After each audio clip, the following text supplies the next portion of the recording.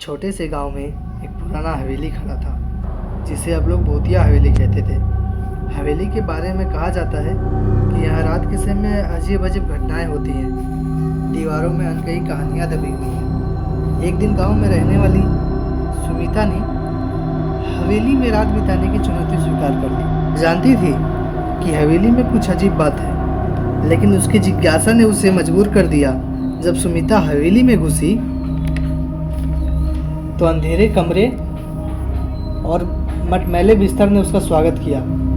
उसे एक पुराने बिस्तर पर लेटकर रात बिताने का फैसला किया और अपने आसपास के माहौल को महसूस किया। रात का पहला घंटा शांत था, लेकिन अचानक कमरे में एक ठंडी हवा चली। सुमिता ने देखा कि कमरे की दीवारों पर एक धुंधली आकृति उभरने लगी। आकृति ने एक अज्ञात साया लिया और धीरे धीरे सुमिता के सामने आ गई।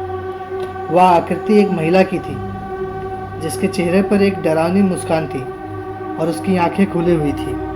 वह कुछ कहने की कोशिश कर रही हो। सुमिता ने जैसे ही उसकी आगे बढ़ने की कोशिश की, अचानक एक जोर की चीख हवेली के भीतर गूंज उठी। सुमिता का दिल तेजी से धड़कने लगा और उसने घबराहट से हवेली से बाहर निकलने की कोशिश की, लेकिन दरवाज़ा जो कुछ समय खुला था अब बंद हो चुका था। सुमिता को महसूस हुआ कि हवेली उसके साथ खेल रही है। वह बार बार दरवाजे को धक्का देती रही, लेकिन दरवाज़ा नहीं खुला। अचानक हवा में एक और चीख सुनाई दी और सुमिता ने देखा कि महिला की जो आकृति उसके सामने खड़ी थी, उसकी आंखें सुमिता की आंखों में झांक रही थी, मानो कह रही हो कि अब तुम्हारी बारी है।